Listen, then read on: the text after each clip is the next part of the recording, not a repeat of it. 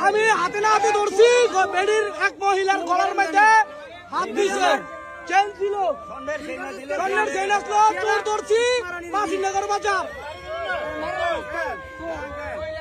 বাচ্চাটা মারানো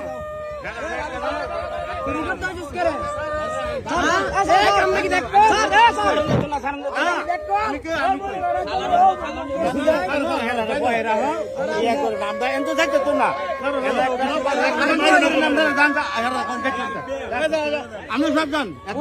বয়ে রাহ এরপরে একটা হাত না বেড়ে রান্না